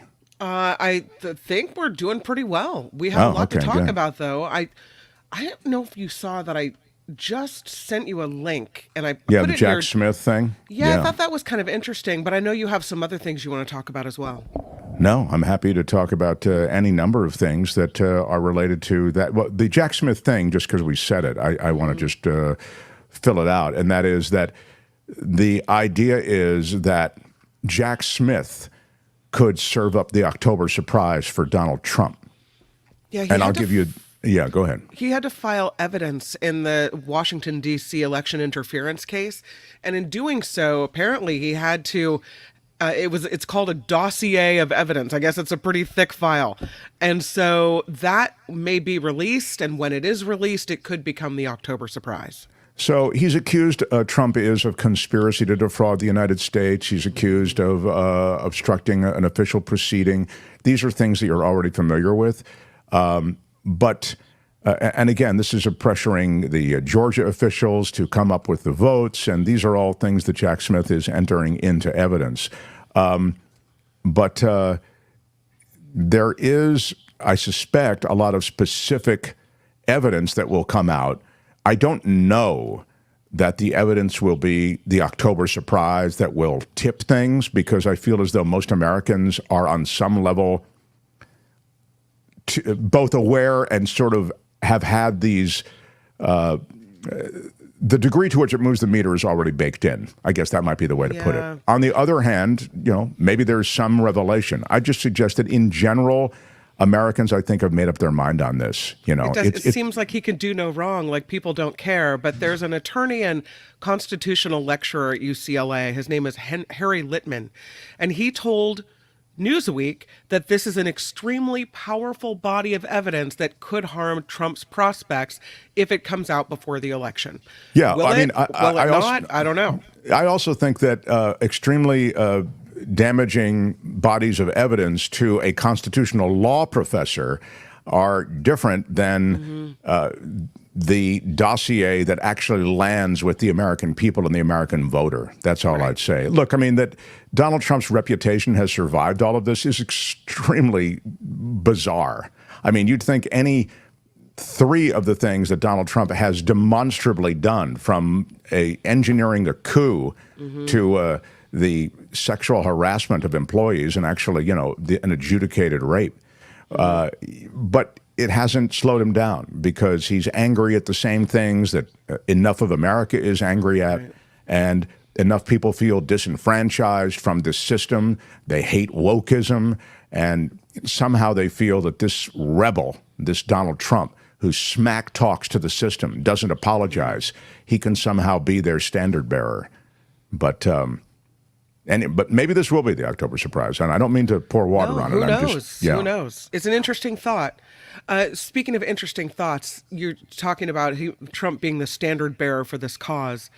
And I was having a conversation at home about, if we vote him out again and get rid of him once and for all at the ballot box, right? Are we done with it? Is that it? And my husband was saying, no, he's the diseased limb at the top of the tree, but the tree is still rotten underneath. That it's the voters that gave him power that, are responsible. So we might be able to cut off the branch, but we're still going to have the diseased tree. So what do we do with that? Mean, I agree with your husband in the sense that I don't even I understand why he says diseased branch, but this branch is actually still quite healthy from the standpoint of its ability to grow. It's diseased from the standpoint of its philosophy. And all I'd say is that there is every bit the following behind MAGA, and it's informed by a strong theocratic movement that would like to see America become a Christian nation and would like to get there quickly. And it's also informed by a lot of hate directed toward immigrants and toward those people, generally minorities. I'd suggest that there's a really strong undercurrent of racism. So, and that's just the beginning. That's just the beginning. It's also underpinned by a hatred for government, et cetera. I mean, so you get this kind of movement that I think is very robust and will continue well past Donald Trump. It may morph into something even more dangerous, even more violent, but we'll have to see. I hope we have the luxury of seeing the next iteration when he loses. I'm just hoping that he does lose. I did want to recognize a couple of people as we've sort of gone through. We're a crowd-funded show and somebody throws in a super chat. We appreciate it. I'm going to start from the very beginning. I see, I always find it funny how we blame for the strike. This is the Dockworkers strike. This is from Uncle Scrooge, $10 super chat is what he's hitting us with. Big shout out. He's saying that we blame the workers and not the corporations. The corporations refusing to pay to update their system. The cost will always be paid for by the consumer. Let me speak to that very quickly. Uncle Scrooge, you're not wrong that we tend to focus on the workers. After all, they're the ones who are on strike. But I'd suggest to you, we're sympathetic often to the workers. Look at how sympathetic we were to the railway workers. Now, that is an extraordinary thing because the president, I thought, bigfooted that. But anyway, leave that aside. We are usually sympathetic to the Amazon workers, the workers who are trying to unionize in Amazon plants. We understand sort of the hardship of work in many of these plants. But in this case, and I think you do have to look at this case specifically, at the docks, you are facing this technology that would be innovative and be game-changing in terms of efficiency and, sadly, also in terms of putting people out of work. So there is it's not big, bad corporations. They want to, it may be on some level, please don't misunderstand me, but the corporations want to update. They want to get the technologies integrated. They want these systems to make their docks more efficient and make their system more efficient. But they're up against unions that don't necessarily want to surrender to that technology because that'll put a lot of people out of work. And unions are doing what they're supposed to do. They're protecting the workers. So it's not as though the unions are doing anything wrong. I suggest, though, that the idea somehow that the corporations refusing to pay to update their system isn't quite completely taking stock of what is precisely happening in a detailed way at this time with this particular labor dispute. But I understand your point, and I think the general one is fair. Is the U.S. really the wealthiest nation in the world? Genuine question. I think I said it's really wild that the wealthiest nation in the world has such poor performance at the docks. Okay, so wealthiest nation in the world comes down to how you evaluate wealth, right? So I think in most ways, the U.S. is the wealthiest nation in the world. If you look at GDP, if you look at average American citizen, and the wealth of the average American, I think on some level, I think it's defensible to say that we are the wealthiest nation in the world. Maybe you could quibble with it, but I really believe that is that's a fair thing. Oh, here it is. U.S. is the wealthiest nation. If you look at GNP and economy stats, consider California is the fourth largest economy in the world. Add that to the other wealthy states in comparison to Europe. Yeah, I think, you have a really robust country. Thank you for Maud Day for writing to the cavalry with that answer to that question. Mimi Gill with a $20 super chat. Big shout out. Big shout out. Great show, Mark. Did you notice you and Jonathan have matching hair? Thank you.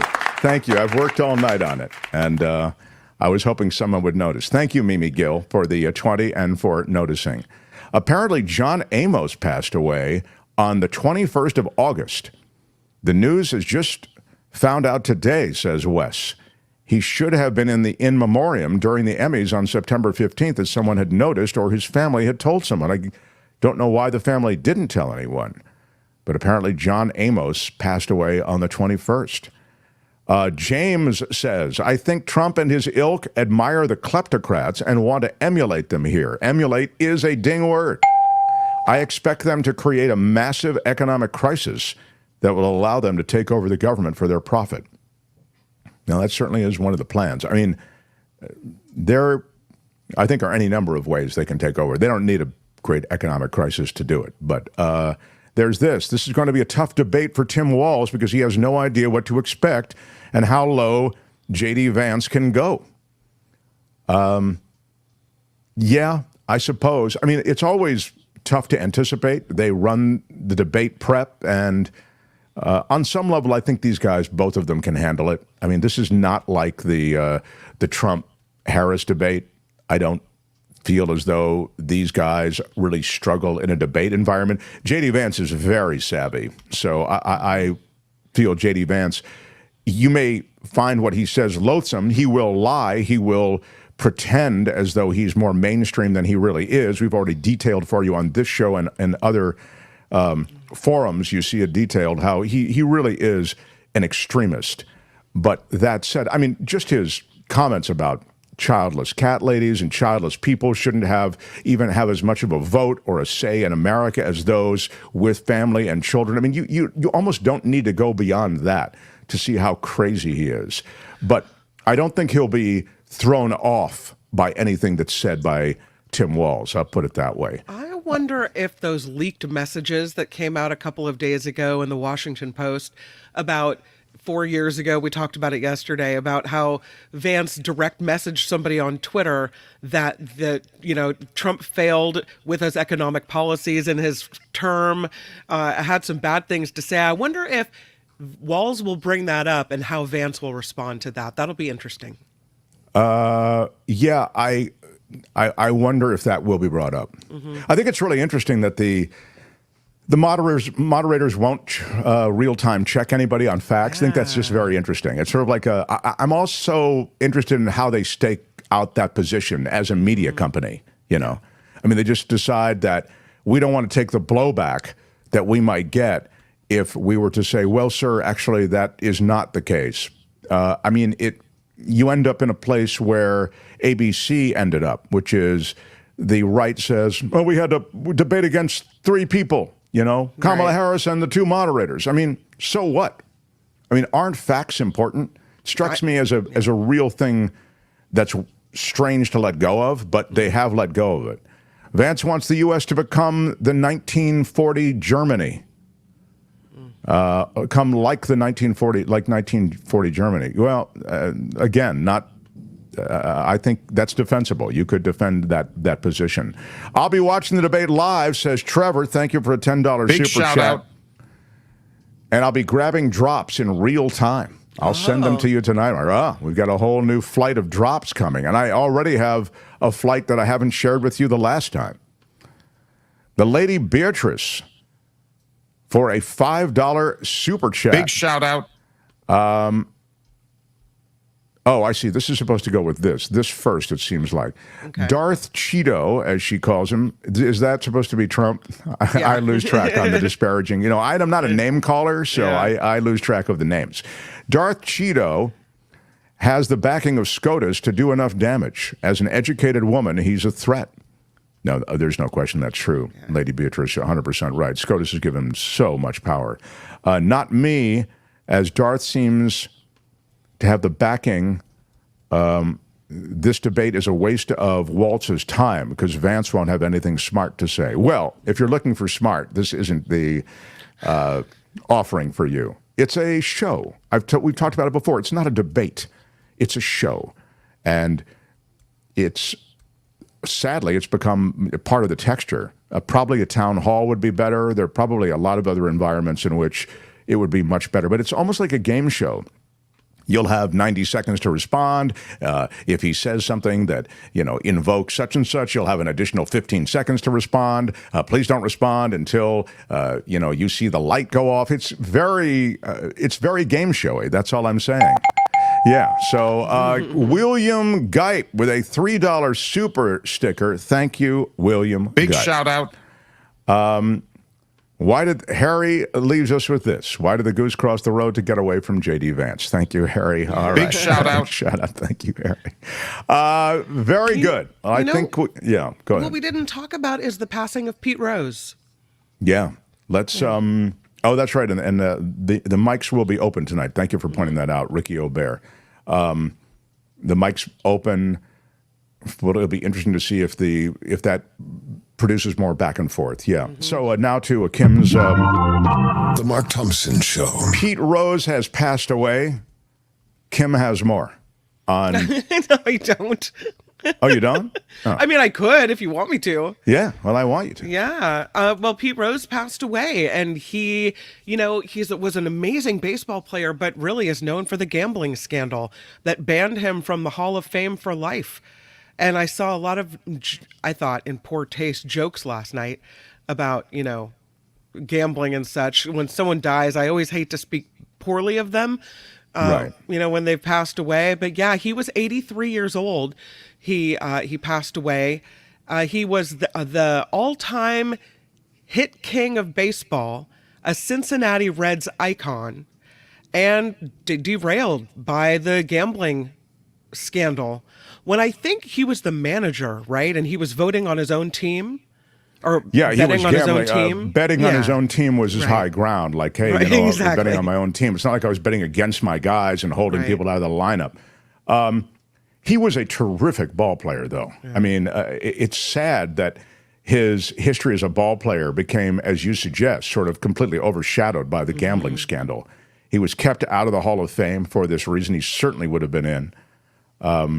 24 years playing the game and 4,256 career hits, 17 All-Star appearances, unprecedented, playing 5 different positions.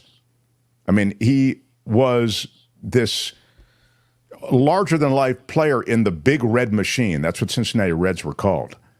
And he was Rookie of the Year, and he was beloved by those in Cincinnati. And I think he did some stuff for the World Wrestling Federation. I think that's what that is. That's the other Big Red Machine, Kane. That's the other. It was the Big Red Machine versus the other Big Red Machine. That's great. That's really great. It was said by the Hall of Fame Museum on Pete Rose's death. The Hall of Fame remembers Pete Rose, Major League Baseball's all-time hits and games played leader, who passed away. Charlie Hustle, as he was called, won 3 batting titles, earned 17 All-Star Game selections, and won 3 World Series championships. So they recognized that this guy was larger than life. There was one really funny commercial related to, I'll read you a couple of other things. Mike Schmidt, who's a, Hall of Famer, Phillies third baseman. I was saddened by the news, and then I'll tell you this funny thing with Pete Rose in a commercial. My heart goes out to his family. This is Mike Schmidt saying that I was lucky that I got to play with Pete and to watch him every day as a teammate. He boosted my confidence. He made me laugh and kept me loose. He taught me to enjoy the game, perhaps the advice that I needed the most. Wade Boggs says, words can't describe how I feel right now. My idol and friend, growing up wanting to be Pete Rose. You'll be dearly missed, my friend. R.I.P., my brother. Wade Boggs, again, former major leaguer and Hall of Famer. And it goes on and on and on. He was a true essential element in baseball, in an entire era of baseball. And then, of course, came the gambling scandal. He was in a commercial. I think it ran during the World Series. And it was for some kind of, I think it was for like a floor polish or something. It was actually a really good commercial. It wasn't like a cheapo commercial. And it was his wife, or an actress who was playing his wife in the commercial. And she's just finished polishing the floor in the hallway of their home. And he steps onto this newly waxed floor in the hallway, and she screams at him, "I told you, you're not allowed in the hall." And it was a great reference to the Hall of Fame. And it was even done, of course, more elegantly and smoothly than I'm telling it. But it was really clever.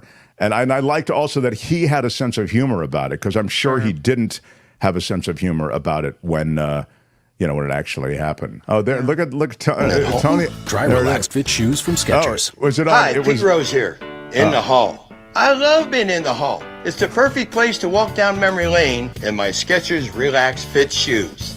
Pete, you're not supposed to be in the hall. Even at home? Dry, relax. That's great. That's great. So it was better. It wasn't a floor wax thing, but I thought it was really clever. So it was for Skechers. Really cool. Rest in peace, Pete Rose. Yeah. The Mark Thompson Show. All right, Kim, what else do we have to do? I think that brings us toward the end of our program. Unless there's something else that you're looking at. No, I'm looking at nothing. I really take my cues from you. You know, you run. You're the brains today. I'm just here to kind of offer the. I blame you. All right, maybe it's John Aston died. You see that? This is our big. We like to finish on a real up note, everyone. So we try to give you everybody who's passed away. Yesterday was Chris Christopherson. Sure. And today, Pete Rose, and we also did Dikembe Mutombo yesterday. We did, if you missed it. But if you really felt like, gosh, I just don't have enough death in my life. Do you have any more people who died? I mean, Pete Rose is one of them. John Aston died. Now, I'm just looking at it now. He was in Beverly Hills Cop. There he is. Thank you. The veteran actor who played in the Beverly Hills Cop films was 76 years old. He died in Fort Collins, Colorado. He was in Midnight Run, Gone Baby Gone, and maybe his highest profile role, or the one that he's really remembered for, was Beverly Hills Cop. There you see him squaring off against Eddie Murphy. Has a wife of 24 years, 2 kids, 3 stepchildren, a grandson, 2 sisters, and a brother. So, now, anybody else want another death, or are we? Who else? I'm sorry. Wait a minute, Tony. Has somebody died in your family? This is, remember John Amos in the chat. chat. John Amos. Thank you. We had it before. John Amos has passed away. He passed away in August, and for some reason the announcement didn't come out today. Until today, he. Terrific actor. Great stories around him, right? I mean, he, I think, left the show Good Times, which he was in. He left after 1 season. And this, you can check it, because I'm doing this from memory. And it's kind of like my memory can fail me the way it did on the Hall of Fame Pete Rose thing. But Google it. Yeah, Google it. But I think he left the show Good Times after 1 season because he felt, or maybe it was after more than 1 season, but it was early in the run of the show. He felt that his character wasn't authentic. It wasn't the way a black father would act in that family. That is something I remember distinctly. Again, check it, but I'm almost sure that... Google it. Yeah, Google it and tell me whether or not that's right. But, and I think he didn't make his case. There it is. Well, he was fired after season 3. The hardworking and devoted father figure, after 3 seasons, Amos was displeased with the direction of the show and portrayal of his character's son, James J.J. Evans Jr. He was fired after season 3, and season 4 began by killing him off screen. Wow. And of course, JJ was Dynamite, you know, that guy? Dynamite. Yeah. So I think John Amos felt it was not befitting, you know, his character or a anything that would represent a real kind of reflection of Black America or a Black family. So he left. I mean, I think what happened is I saw that he was fired, but I think he made his feelings well known, and then he was fired. I think that's how it happened. So that's Jimmy Walker, who played the role of JJ and Dynamite. Very, very good. All right. Anybody else have anybody else who's died or is not feeling well, maybe close to death? I would be happy to. No, nothing. Speaking of Jay Walker or Jimmy Walker, did you know, and I don't know if they're still dating, but did you know that he had a big relationship with Ann Coulter? This seems like a weird pairing. Yeah, apparently they were together. Yeah. Where's my what? What? Thank you. Yeah. JJ is dead? No, I don't think so. I think JJ's still. I mean, Jimmy Walker's still alive. Yeah. But wait a minute. There they are. Oh, my God. Yeah. I know. I thought that was an odd pairing, but, Kim whatever. with insane knowledge. I really am so impressed, Kim. Yeah, welcome. Wow. I know. Your life wouldn't have been the same if you didn't know that, right? Well, I mean, I will tell you, who would have thought Jimmy Walker and Ann Coulter? No. I don't know. It's great. I love it. You never know what brings people together. Man. This is a word from the Lord, and he's not happy. Well, apparently he's late to the party, the Lord, because this has been going on for a while. I guess so. I mean, it had been going on. Wow. Ann Coulter and Jimmy Walker. Yeah. Man. Good knowledge. I don't know if they're still together, but they had quite the romance, apparently. Jeez. Yeah. Pretty great. I love it. There's a reason that this place is fun. Yeah, that is fun. I'm loving it. All right, good for those two. All of a sudden, That was very inappropriate. I think that the two of them make a cute couple. Yeah. Yeah. He takes the edge off of her. Man. I can tell you some more important things, though, if you want, just quickly.